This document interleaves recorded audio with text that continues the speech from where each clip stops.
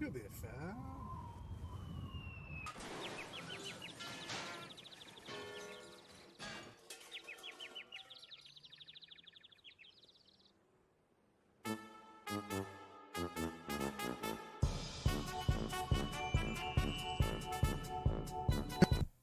It's Tyranid time. Why do I not have a John? Uh-oh.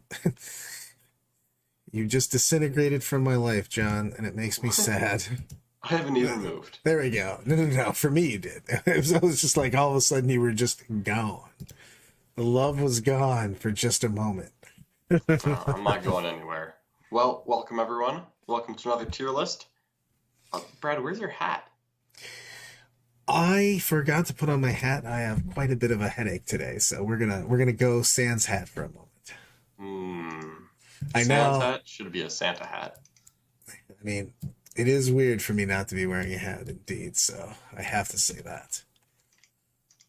Right on. All right, Mr. Brad, are you excited? Are you ready? I'm ready. I'm focused, brother, because I actually think this is my favorite slot for Tyranids. Oh yeah, the Tyranid Elite slide. Like looking through these choices, like before we ranked them, reminded me of the Eldar fast attack slot. Where it's just like, oh, this is good. Oh, wait a second, this is super good too. Yeah. When we like started looking at the fourth and fifth best options and realized that they were also very good, it's like, wow, how does that? Yo, we have a super chat from Christian L. Oh. Sneaking in some Space Marine action before we kick off the Tyranid tier list here. All right, Christian L, how do you all feel about Assault Centurions and White Scars? Honestly, I do not hate them. I don't hate them. The core, them not having core was a big kick in the junk. So, you know, this is true, guys. I mean, I of course have my hat literally right next to me at all times. So, let's just fix this. Brad without a hat feels weird. Exactly. Okay, so I'm a fan of White Scar Assault Centurions. I still think that I prefer White Scar Assault Terminators, because an Assault Terminator at 33 points model, like, you obviously lose the Flamers and you lose a wound, but you gain an inch of movement and core keyword, and you have inherent rerolls. I feel like they're just better for being roughly that defensive profile, because an Assault Centurion is not significantly tougher than a Terminator, and point for point, I think the Assault Terminator is just tougher. But White Scar Assault Centurions are not bad, especially because I think the White Scar spells still work on them. Yeah. So you can give them +2 to charge out of reserves. You can give them 3d6 take the highest charge out of reserves. And at that point, you can still deliver them pretty well, or you can just put the same thing on them when they advance. Also, if you're getting a more Marine meta with the armor and contempt buff and the indirect and everything, making Marines a little bit more relevant into the meta, AP4 hammers are no joke. That is also true. The Plume of the Planesrunner also does work on Centurions, so I think Assault Centurions are definitely better in White Scars than elsewhere, because you can give them +1 advance in charge from the Plume, you can give them the spell for +2 advance in charge. At that point, they're like actually scary fast, because they advance 7 + d6. I could justify it, and in a Marine meta, that high AP, high damage, high strength is a lot better than Lightning Claws, where you can't reroll wounds against Salamanders. All of it, yes. Top heavy, for sure, Luke. I'm not going to lie. I am having a hard time in this elite slot by not just having a different scoring for them almost to separate some people.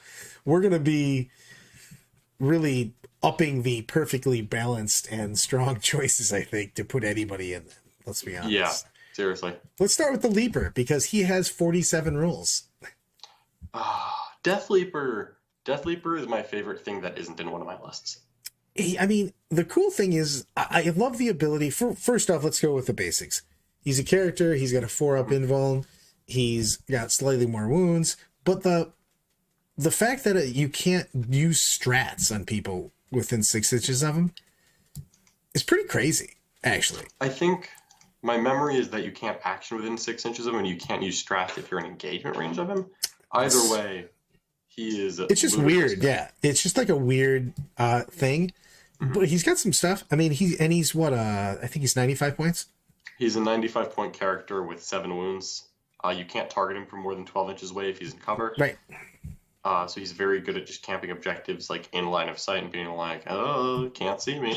Which is the same thing as all Lictors on that, but he's an upgraded. He's the character Lictor. He is Yeah, the king poobah of lictors. he really is. And there's actually, because he has all the keywords to do Lictor things, but is a character. So I actually have a question for you. Hit me. So you cannot target Deathleaper while he's receiving the benefits of cover. And then a lot of special like ignore cover like rules have a unit that you target does not receive the benefit of cover. So I think that you can't target Deathleaper with ignores cover stuff either, but I'm not 100% sure on that. I don't think you can at all because of the fact that targeting is before you turn other stuff off. Exactly. You target a unit and then you turn off cover. Correct. Is how most of the ignore cover stuff works. So I don't think you could still target him, period. I think you are correct on that one. Yeah. But if you have one of those abilities that like a command phase, pick an enemy unit, that enemy unit does not receive the benefit of cover, that I think works. But if you have a unit that you shoot at, like target lock doesn't work to let you shoot Deathleaper. Yeah, it is engaged. I looked him up real quick. It is the engagement range for him for the stratagems. It's still big though, because you can shut off. I mean, before Custodes got kicked in the head, you basically can make it so they can't use any of their defensive strats. You can't use lightning on people. You know what I mean? It's a big deal when you're just looking to put a volume or another unit of lictors into them. You know what I mean? So you can make it so people don't pop a bunch of defensive strats on you. Yes, absolutely, absolutely. Just really, really, really good stuff for Deathleaper. I think that he is gonna fall into strong choice for me, but he's like pushing at tournament staples, where he is really good. I think a lot of strong lists will have him. His ability to turn off stratagems has almost unlimited value. You shenanigans. I mean, the thing is Luke made a great comment on that. He goes, no desperate breakout, which is a strat. So if you surround somebody, they're surrounded. You pinned it in.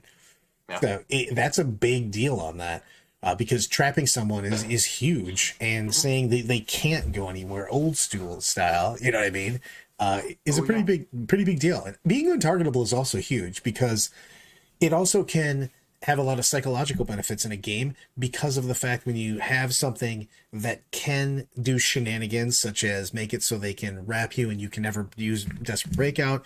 Also is a big deal because he's untargetable. Your opponent just knows he's there, and then they start to over plan for what they're trying to do against him.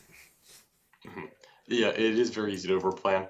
Deathleaper's just awesome, like absolutely fantastic. Sorry, and Tyler's 100% on that. So if he was Synapse, he would be a tournament staple in a minute. Mm-hmm. Yeah. The last thing I want to mention with Deathleaper is that if you give him a Warlord trait, he comes with the offset count as 5 models, which is a Warlord trait you kind of want to take anyway.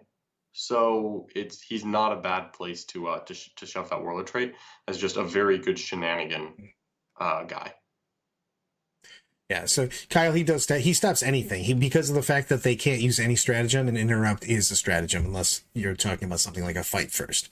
So if you're planning on spending a 2 CPU interrupt, it is a stratagem, so they would not be able to use it. So that's why he's got so much utility. Like, he's just not wrecking people on his own, not that he's a slouch, but he has a lot of utility built into him with the shutting down of stratagems, untargetability, the nifty Warlord trait, and 4-up invuln is nothing to shake a stick at too. Yeah, no, he is very durable for that. Yeah, he's also he's -1 to hit, so like good for him. I mean, he's just good. Mm-hmm. He also fights first. Just annoying to deal with. Like, yeah, he just can't interrupt when Deathleaper's there, so he basically is a pocket fight last. Because whatever you charge can't use stratagem, so they don't get to interrupt. Just really good value. Yeah, he's just really strong all around. He's just got a lot of good.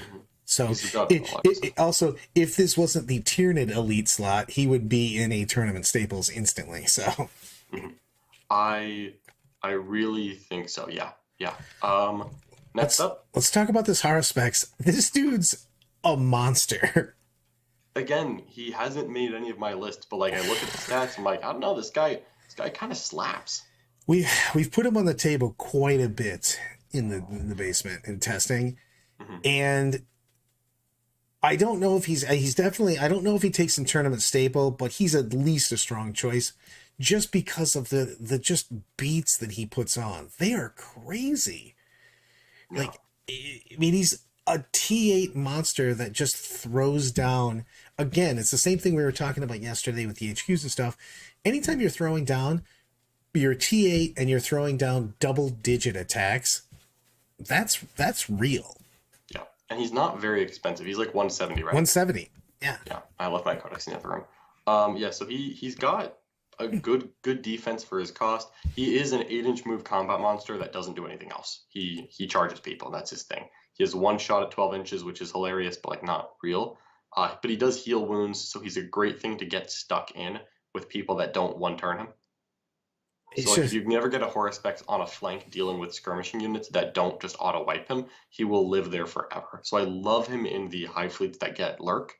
Like a behemoth Haraspex is like my favorite thing, because he gets up to strength 8 on his Ravenous Maw, and he can be OPSEC. And then he just lives on a flank dealing with their not heavy hitter units, just eating and growing and eating and getting damage and eating and healing, and just goes and goes and goes. Yeah, I mean, and again, and we'll couple this in a second when we get to the Maleceptor, but just like a T8 -1 strength, with your guns, yeah, he's really irritated. He's very difficult. And the thing is that I think that a lot of these even get buffed up because of the fact that there's so many threats in the Tyranid army that you might not be making him one of your number one threats. So this dude might sneakily move up the board while you're trying to figure out other things.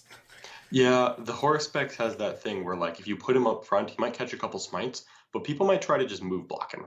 Right. Because he is one-dimensional, but then he's tough, and if you wait too long, he just gets to do his thing. Exactly. Where do you have on this? I mean, he has a lot of beats, so it's hard. I think he's not a strong choice. I actually think he's going to end up in like the middle or bottom of strong choice for me, just because of the rest of this slot. But the Haraspex is a good choice. It's just so crazy that he gets put in that. You're like a T8 monster that destroys things. You're like, he's okay. I'm aware of the context that shapes his ranking. I know, it's funny. It's just like any other codex would kill to have this guy in their list. You're like, my... Genestealer Cult would slam 3 of these down without even blinking. Oh, like laughable. Just like you would build your list around this. You're like, all right, Genestealer Cult would take 3 of these and pure strain Genestealers and be like, I really don't need anything else in my list. Let's do this. Yeah. But yes, and yes. Let's talk about we talked about the big daddy of them with Deathleaper. Let's talk about the regulars, the regular Lictors. Yeah, so the regular Lictor is like, he's not bad. He's just hard. He's kind of hard to love. He's like the Luigi of the elite slot. Like Mario is just right there, and the little brother can play with a Lictor, but like big brother's using Deathleaper. Yeah. I mean, a Lictor's fine. He's got a 5-up invul, and he's -1 to hit. He still has the untargetable thing, which gives him some cool value at my memory says 70 points. And then the problem is you can always upgrade to Deathleaper. And the thing is, the Lictors suffer from the fact that Engage needs 3 models, your Aura Monster. You're not going to... I mean, you can hope for the best with R&D and roll a 1, but typically you're not going to try it with a single model. So with the Lictors on that, I feel that if the secondaries didn't change, they'd be higher up like they used to. Yep. But if I'm going to bring a Lictor, I'm going to bring the named Lictor to be... So yeah, Deathleaper does everything a Lictor does, and for the things like the Lictor doesn't have much utility besides getting stuck in. Its best thing is that it can be untargetable on objective and just sit back there. But honestly, because Tyranids are such a good meat army, you can take, for less points than a Lictor, you can take a unit that's functionally also going to sit on that objective and not get shot. So I don't think that's a role that Tyranids need filled, is to go an all out of line of sight list that wants a Lictor for objective holding. So then you're like, okay, well, I use him to get stuck in and to use the strats. And at that point, if you're getting stuck in, Deathleaper is 1,000 times better for a relatively reasonable points increase. I think he's going to be perfectly balanced for me. Is fine. Honestly, I was thinking flawed choice because of the slot that he's in. Because of this, I could say because of the slot, but let's be honest. If he's in anything else, he's definitely perfectly out balanced. Yeah, sure, but when Deathleaper's right there, you just look at he's flawed because he's just a worse Deathleaper. But I like him right. I like him right underneath. I'll move him at the end, maybe. But I like having him literally standing on top. Deathleaper standing on top of a Lictor. No, that's fair. That's fair. I'll accept that. All right. Well, hold on. Let me Deathleaper needs some friends. Let me help you out here. The Maleceptor. Yeah, Maleceptor just straight to the top. What? I mean, what? Like, let's. To be fair, what? Like, just what? Like, just throw 2 Maleceptors in your list, everyone. It's just buck wild. Okay, every time he does a psychic action or a psychic, and he on a 7+, it's just 3 mortal wounds to the nearest enemy unit within 12. Oh yeah, because of his synaptic imperative, he can just cast his psychic action and then do his psychics. So, welcome to Mortal Town, baby. Yeah. Did I mention it's not that like he's anyone wanted to exist within 12 inches of a Tyranid army, but like, please don't. I mean, also T8. Oh, I forgot to mention that his psychic action. Oh, he's got a 6-inch bubble of all of your weapons are -1 strength when you're shooting at him or anyone around him. Oh, did I again mention he's T8 and most everybody's running around with a bunch of T8 stuff? It's so crazy because the Maleceptor is such a must-kill thing in the Tyranids. That's how good he is. And you have to literally debate on it too, because he's going to be in the middle of your army, basically pushing up. This guy there's not even a tier for him. There's a Maleceptor tier. He's an old Admech tier sitting with them having a cup of tea. He's good. Maleceptor's strong. There's like a thing right now where finding a Maleceptor is like literally impossible, and they're like selling on eBay for like $300 new unscrew, and I just kind of have 2, and I'm like, oh, well, this is good. That worked out for you. We had that at the house too. We had 2 Maleceptors chilling, oh cool. I'm glad we have these. Yeah, now's the time, right? Yeah. Maleceptor crazy town. He is super strong. He's a good psyker. He receives buffs well. He is tough. He buffs the rest of the army well. He does very good damage up close. His combat did get better. I killed Baharoth in combat with a Maleceptor, by the way. I just want you to know that. Sorry, Baharoth. I wasn't sorry. Baharoth deserved everything he got. Dude, I'm not going to lie. I think the Maleceptor is the best unit in the army. I actually do not, but I think that the Maleceptor is crazy, crazy good. We're not in the, well, we got a couple of more good things coming up here. There's a lot of good things to come. Yeah. So, but he's arguably, he's up there. How about that? In a point per point battle of Tyranids. We should do that too. Point per point. That's a new top 10 list that we're going to do. Mm-hmm. Point for point. Jeez. So there's a lot. Point for point, I think this unit is this one's making an argument, right? I was just about to say, whoop, let me go ahead and sit it right next to him. What the hell, Pyrovores? Well, GW knew that no one owned any. I love the fact that Pyrovores, 30 points, 5 wounds, T5. Oh yeah, they also have a Strength 6 AP 3 weapon with 3 base attacks. Oh yeah, did I mention that they also are actually known for their Flamer Pyro attack, which is 2 different styles, either 2d6 or d6. So Strength 6, AP 2, Damage 2, d6 attacks, or 2d6 Strength 4, AP 1. Oh yeah, that the AP 1s are 18 inches. So, yep. So you have range. You want to hear a funny story, Brad? I do. So at the end of 8th edition, Pyrovore, as much maligned that they were, the old data sheet that they had, they went down to 28 points a model. And Nick Rose was putting like 1 or 2 in his list as like, this thing's kind of annoying to kill. And he convinced Nick Nanavati, my roommate, that Pyrovores were good now. So Nick just went and bought 9 of them. God, you already have them. in typical Nick fashion, this is end of 8th edition, typical Nick fashion, he bought them, did not build them, did not paint them, nothing happened to those Pyrovores. They were just in a box.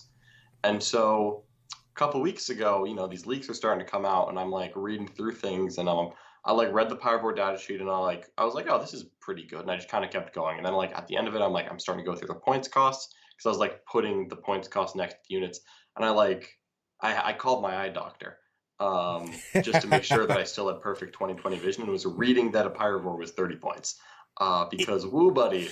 And then I went and built the 9 freaking The crazy thing about it is you can bring these in 3-man squad, 5-man squad. You do whatever you want. Coming off the edge, coming up. There is almost nothing more irritating in the Tyranid Codex right now. Late game, when these guys come in on turn 3 and hit a flank with some flamers, and you're sitting there and you're like, what am I going to do about 15 T5 wounds? And that's only 90 points of his army. It's just like, I might just get flamed. You know what I mean? Like, you might not have enough because you got to deal with these Maleceptors and the Hive Tyrant and the Harpy. You know, just all these things coming at you, and all of a sudden these guys just coming off the edge for next to no points, and you're like, that's too irritating. And also, I play a lot of fluffy elves. Know who doesn't like to get flamed? Fluffy elves. Yeah, Pyrovores are obnoxious because they're like respectable in combat. First of all, they're like 3 attacks each, strength 5 AP, strength like 6 AP 3 because their weapon is +1 strength. Yeah, they have acid mods, so for 1 CP they drop a couple mortals on you. They have corrosive blood, which means that they have the acid blood keyword, so I think they can pop corrosive viscera is the name of the stratagem. So if you kill them in combat, they do mortals. If you charge them, they overwatch. And if you want to shoot them, they're just stupidly hard to kill because you just park them in cover like, I don't know, D5 and a 2-up save. This can't be that bad. Oh, again, 90 points for 3. You're just like, I'm not expending that much of my army to kill those guys.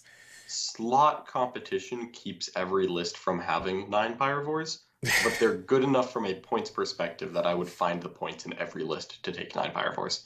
The reality of it is, though, that the Tyranid Elite slots are so good that I can't always fit 9 Pyrovores. The weird thing is are they better than the Maleceptor? I actually think so. Yeah.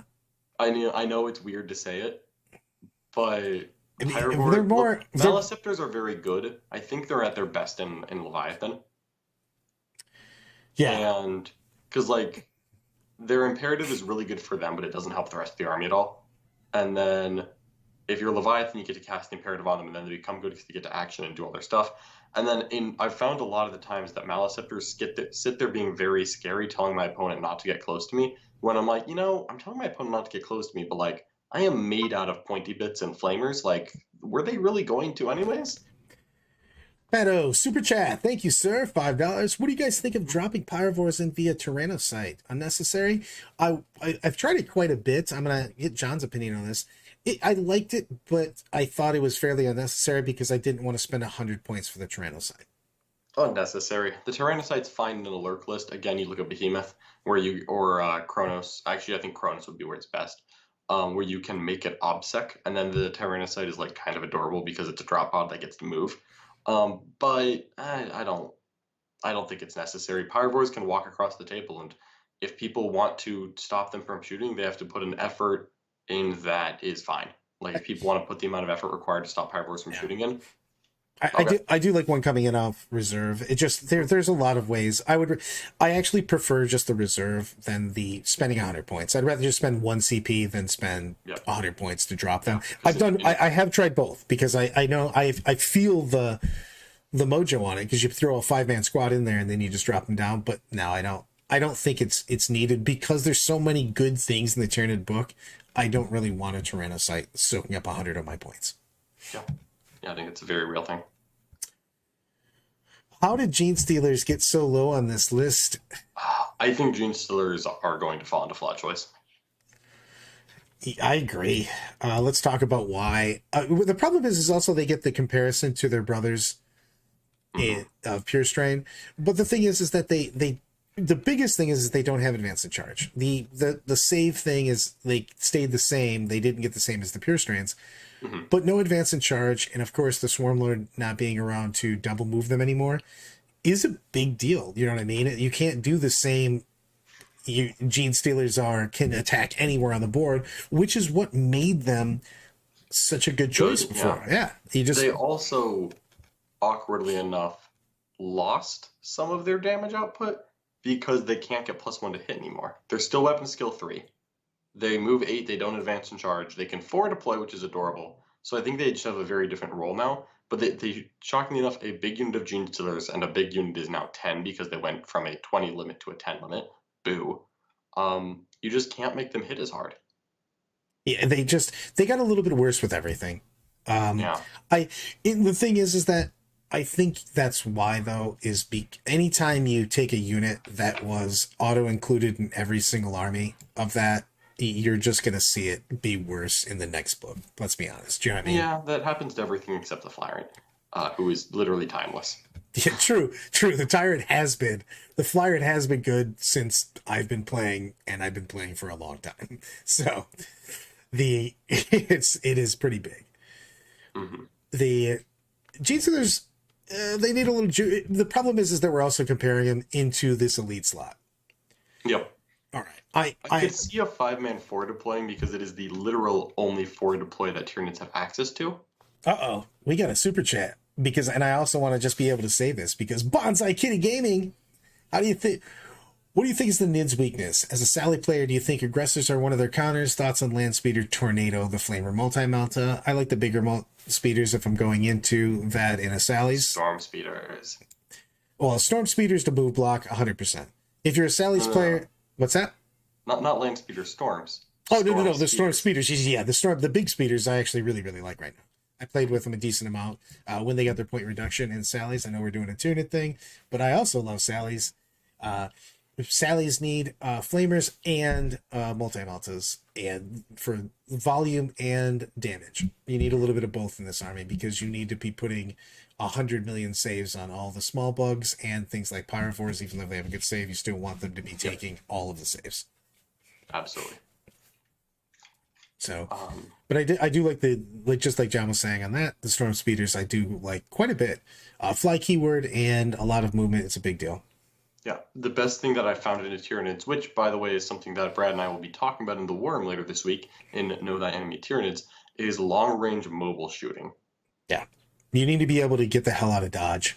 There is a lot of scary monsters, things like right here at the top. All these things, the Maleceptor, the Haraspex, all these things can't go through buildings, so you need either infantry or fly keyword, or preferably both, and you need to be able to move around.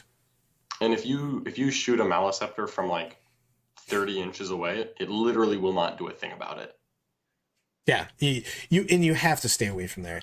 The biggest thing, you want to talk about mistakes. Everybody, I used to say it's a very big mistake to try to contest the middle versus custodes.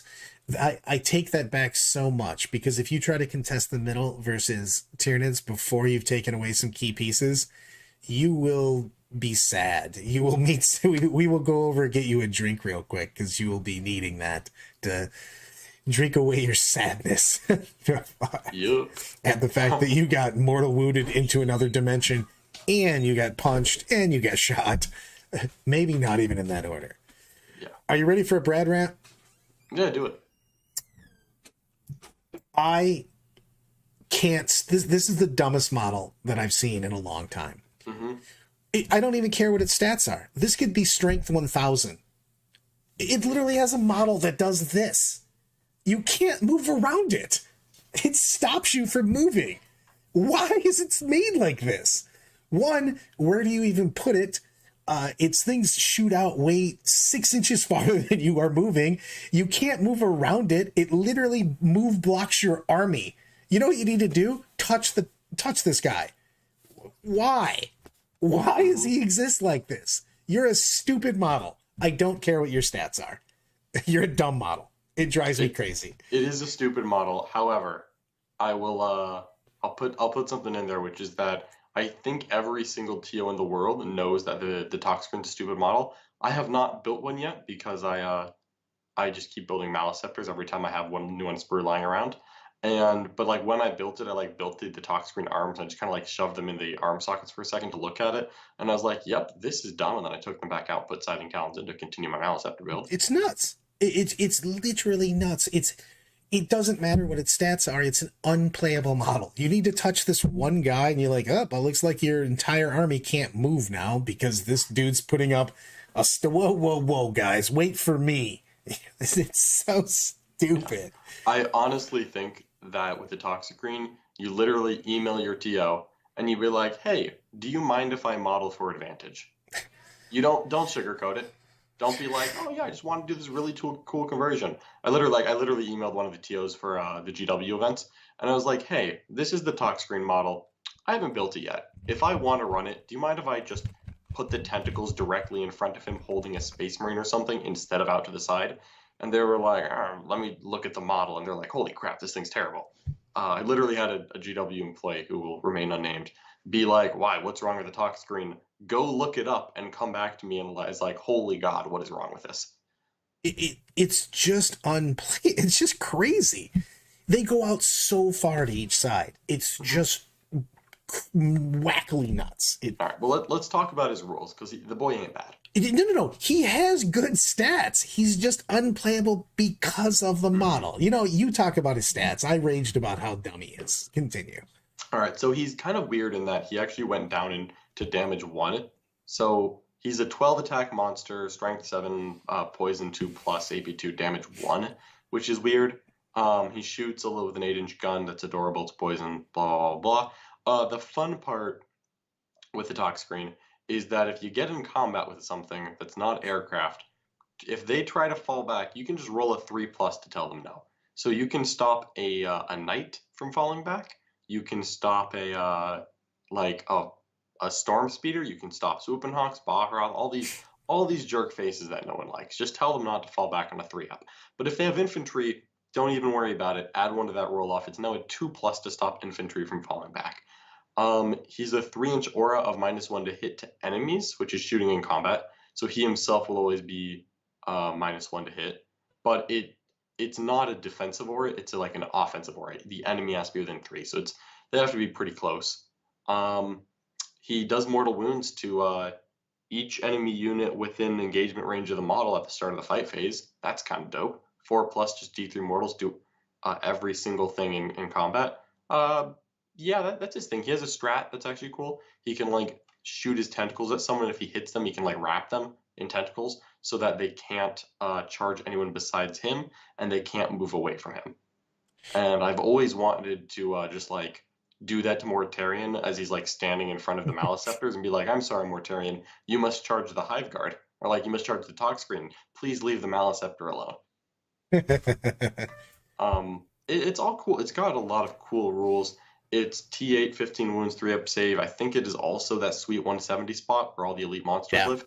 I think it's totally fine for the points. Its points and its rules are fantastic. I love it. I think it's fine. However, I will refuse to take it be above GW hates nids until it's playable.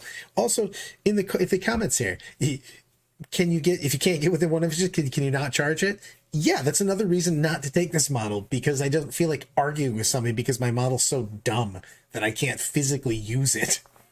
So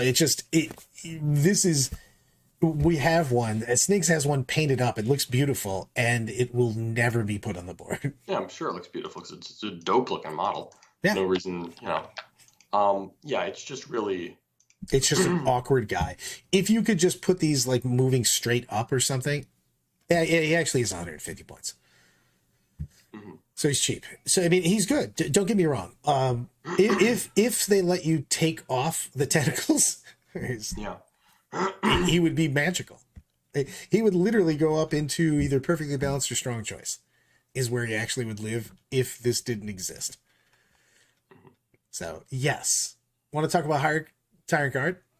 I do want to talk about Tyrant Guard. So Tyrant Guard got that sweet FAQ before they came out, and you know what? It's totally fine. It really is. Totally fine. So Tyrant Guard are T6, 4 wounds, 2-up save. They are chunky. Leadership 5, but we don't need to talk about that. I was saying, they're probably going to be pretty close to that Synapse guy. Yeah, I don't know if I've ever mentioned this, but Tyranid's kind of like really hate Incubi. Just don't know if I've mentioned that. Like, Incubi just suck. I feel that you just hate all brands of elves. You got me, Brad. You're an elf hater. Just the elves. But yeah, they're just a tough unit with like decent combat stats. And, you look at them for 40 points, you're like, yeah, this is just a good, stat line. But then you get to Guardian Organism, and then you read the new version of it. And that is that Tyrant Guard treat a Hive Tyrant within 3 inches as a 9 wound character for the purpose of Lookout, sir. That's a big deal, man. Yeah, so if you just keep your Tyrant near your Tyrant guard, it doesn't matter the size of the Tyrant guard unit. They just count as a... we talked yesterday, we did the HQs yesterday, that Walking Tyrant is he's a BMF. So he's rocking, not being able to be targeted. Even if these guys get picked up in a turn, it's a turn that they're not shooting that guy. And as we said yesterday, Tyrants do work when they get, you know what I mean, in everything, in shooting, in combat, everywhere. So I like these guys quite a bit. I don't know if they're tournament staple. Do you think strong choice? I think I like them as tournament staple. Like, I just can't write a list without them. I'll give you that. I mean, it's just so easy to be like... I'll put them at the bottom. I feel like they're at the top. Well, I'll leave them here because I feel like... We can go strong choice. I think they're the leader of the strong choice, though. Okay. Because I'm fine with that. Because you're definitely not taking unless you have a Walking Tyrant. But I think that... I still think that two detachments right now, for me, because I want double Tyrant, are kind of a big deal. I mean, let's be fair. You make a lot of these Tyranid lists right now, and there's a lot of different versions that feel really, really good. So yes. So yes and yes. I do love these guys a lot. I feel like they got a lot better. So let's talk about some Venoms. All right. Let's do it. Venomthropes, I actually think might be the best elite choice in here. Tell me why. Because Venomthropes are... Let me pause and go, let's talk about these guys at the top here. They're really good. Tell me why they beat these guys. I'm not saying that Venomthropes aren't bad. I'm not at all. But why are they better than these two top choices? So Venomthropes are cheap, and they are really, really good at... just buffing the army. So Venomthrope is a T5 4 wound, 4-up armor save model for 35 points. So it's a little bit more than your Warrior Ravener for the same, defenses like a Ravener. But it's 5 attacks, poison 2 plus weapon skill 3, moves 8, surprisingly fast, surprisingly good in combat. Can stop people from falling back on a 4 plus, can make people fight last on a 3 plus, the only source of fight last in the book, really. And then does immortal as well when it rolls that 3 plus. In addition to that, it's a 6-inch aura of -1 to hit to incoming shooting attacks that is not dense cover, so it can't be taken away by ignore cover's abilities. But it also stacks with dense cover, so you can be -2 to hit if you find a forest. It is, as far as I can tell, the Venomthrope is the only literal auto-include in the elite slot. I think that you can, when you're leaning into a Maleceptor list, hold on. I think a Maleceptor's better. Pyrovore, same thing. The funny thing is that you say that, but I have not made one list that the Venomthropes aren't in. Yeah. I'll give you that. Where are they? So you think they're the best? Because I don't know if I feel they're best. I feel they're an auto-include. They are the best is relative, but they require nothing to build around. They purely support the army. They do it really well. They are the only auto-include. I'll actually give you the top. I'll give you that because I'll put them at the top of the tournament staples just because of the fact that I haven't even thought about making a list without them. The -1 to hits by itself is good enough, tell you the truth. Yeah, it's put it at the top. I think though that they're very not spammable. Like you don't want to spam Venomthropes. They're good. No. They're a good stat line, but you don't need to spam them. You can get a better stat line for 100%. Julio with the $4.99. Amazing stream, fellas. Thank you. Curious how the rest of the meta going to deal with mortal wound output of multiple Maleceptors, Zoans, Neurothropes. Thank you. Yes. You have to find ways to limit range of the Tyranid army, and then find out how to move block them and how to soak them. Yeah, anytime you can dictate what they hit is going to be powerful. It's a combo of they're going to be doing the same. The same unit is probably going to be doing the move blocking and the soaking also. So when you're looking to get your move blocking, you want to get something that they can't run around. You're going to try to kill their faster elements and move block the other elements, and whatever's move blocking hopefully is soaking up a decent amount of that mortal wound output. As with a lot of things that are unbelievably damaging, you're looking to limit their mobility. So you're going to have to move around it 100%. Yes. Yeah, you just have to work around it. Yeah, one more, the Zoanthrope. Zoe. So here's one that I've gotten in trouble for saying. I think Zoanthropes are good. I don't actually think you want to take Zoanthropes in your army. And everyone that I say that to just like throws their hands up in the air as if I have blasphemed. You know, I'm not going to say anything except for warp shielding synaptic imperative. Come on, bro. I don't care. It's not that good. If an army-wide invuln is not that good, that hurts, John. That hurts right here in my bacon-filled heart from all my pig parts. Let's do it, baby. So the warp shielding synaptic imperative gives all monsters a 4+ invulnerable save and gives all non-monsters a 5 invulnerable save for one battle round. The way I look at that is that I don't take any monsters that don't have a 4 invulnerable save built in. If I'm running a monster mash list, if I'm running Tyranofex and Carnifex and like a Haraspex and Harpies and all those fun bugs, I absolutely would take Zoanthropes, 100%. They're great at buffing a monster build. I am of the opinion that you want more of a mid-sized creature build. And for that, I've been running like a couple monsters, mostly Maleceptors and Tyrants, who don't really need a 4 invuln, they just come with one. And then I'm never exposing all of my mid-sized bugs at once. Because what I found is that when I expose a mid-sized bug unit, having a 5-up invuln does not remotely save it from from getting killed if it's going to die. So, like 5 invulns are cool, but like your opponent usually isn't dumping so much AP4 or AP3 and 4 into you that you need a 5-up invuln. And then when they are, usually the thing that they're dumping it in is about to die anyway, because a 5-up invuln doesn't actually save you from that. It just slows down the process. And the kind of Tyranids I like to play are never just putting every squad out there. Like if I'm just trying to run people over, if that's the playstyle, take Zoanthropes with their mid bugs. If you're trying to trade with like Raveners and Warriors and Pyrovores and have a couple unshootable monsters doing work, you don't need them. What happens if we're going for a full psychic output army? They are not that efficient. It's 150 points to toss out a smite at +3 to cast. They only cast one spell. True. You are 20 points, 150 points for a Zoanthrope squad, 170 for a Maleceptor. Take a third Maleceptor at that point. I'm not gonna lie, I agree on this. I just like to get the argument flowing. Yeah, I get it. They're a cool unit. They've got cool rules, and what they do is they add one to their casts for every model in the unit. So a 3-man squad is +3 to cast. You add one to their add one to the damage output of smite for every one in the unit, max 3. So a 3-man unit of Zoanthropes casts smite at 2d6 +3 and does d3 or d6 mortals at +3.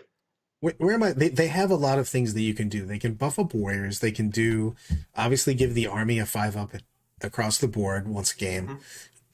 If I'm looking at a 3-man Zoe unit, where are we putting this, guys? I'm gonna outsource here because the chat's all over the place. Everyone, I want you guys to pick where I'm putting these Zoanthropes.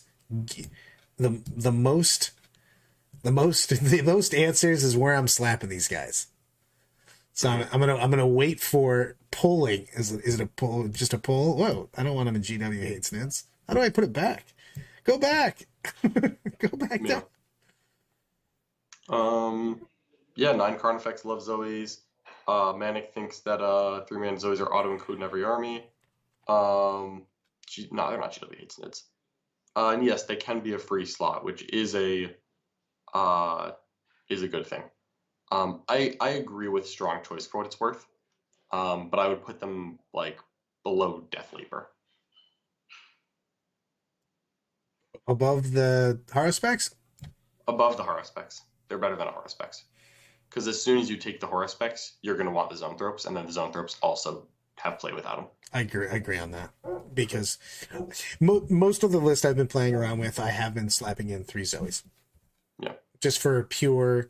I like options, and I think though, if you get to the point where, like you are with some of your list, John, where you don't think that you have it because of the fact you have 4-up inbuilds over the place, maybe you're not taking larger units of warriors or anything like that, then you don't need them. However, in the armies that they do play well in, I think that they have a lot of uses, and I do like having the toolbox type of thing with strats and everything else. Yeah, I think I can get behind this list where it's at. I feel like Tyrant Guard are pushing up into tournament staples because they don't take up a slot, which helps a lot with the elite problem. Because Tyrant Guard don't take up a slot if you have a Hive Tyrant, and there's not a single universe where you do not have a Hive Tyrant in a list. You know what? I mean, you sold me on it. I mean, I think that they're fantastic anyways, so... It's the slot. The slot is the last thing there. It's just the no slot thing. I did forget about that. That's a big deal when you're building these armies because it frees up a lot of other choices. So yeah. I can get behind this for sure, especially if we're looking into double detachment because maybe we're looking for double on that. Whoa! What happened to my If world? you try to do like a double patrol, getting 4 elites out of a slot with 4 S tiers is really hard to do. Agreed, and I just exploded the world for a second there. Oh no, don't do that. Sometimes you gotta explode the world. Before you consume it, perhaps? Well, that is what they do. That is what they do, my friend. I like this. I really think that the elite slot is an unbelievable banger for Tyranid. So this was I knew this was going to be tough to do today, to be honest. I mean, I knew it was going to be top heavy, and I think we're actually pushing a couple of these guys down just because of the fact that the Tyranid Elite slot is bonkers town. Yep. Super, super, super good. No way around it. Tyranid Elite slot is crazy. Dude, I like word, man. How do you guys think GW will nerf the army after they sold thousands of Maleceptors? I think the Maleceptor is going to get, if you want to be looking into the future, if I put my Farseer hat on, I think the Maleceptor will get heavily nerfed at some point in time because I think that GW is going to see the Maleceptors too good, and they're going to be like, hey, the next printed book, put it up like 50 points, and they'll type that in, and then while we wait on that, then they're going to go win a tournament. And GW's be like, well, man, they're just, they're good. We haven't put those points in yet. Let's remove all of its rules. Yeah. And then they're going to be done removing all the rules, and everyone's going to be like, I guess the Maleceptor goes back on the shelf, and then like a month or two later, we're going to get a book.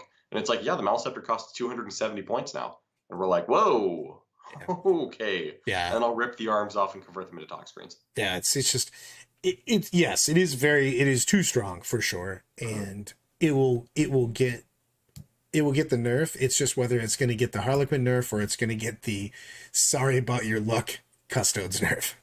Yeah. Whew. I do think that it should be able to cast as much as it does and pump out those mortals for sure. Yeah, I think taking the extra mortals that it does, Jack fervently swears that it should be in line of sight. I think it's a 12-inch thing, and anyone within 12 inches of a Tyranid army is dead anyway. So, yeah, I am calling out the future of Custodes. But I think that the Maleceptor's mortal wound should just be harder to get. Like it's a 7+. It basically says if you get the spell off, it's just crazy. Yeah, because Tyranids, you can give it 3d6 to take the highest and a +1 to cast, and I think that it should be an unmodified thing, and it should also be a higher cast value than 7 to do the mortals. Like make it like an 8 or a 9. Maybe make it an unmodified 8 is what I've been going with, so that you can't put a +1 on it to get it to the 7, and then also make it so that it's just too easy. I mean, you're just you're getting enough all the time. You're effectively just going, hey, here's 12-ish mortals, you know what I mean? Yep. Just sorry about your luck.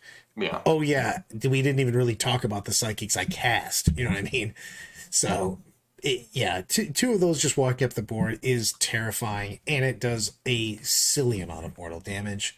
So yes. It really does. It really, really does.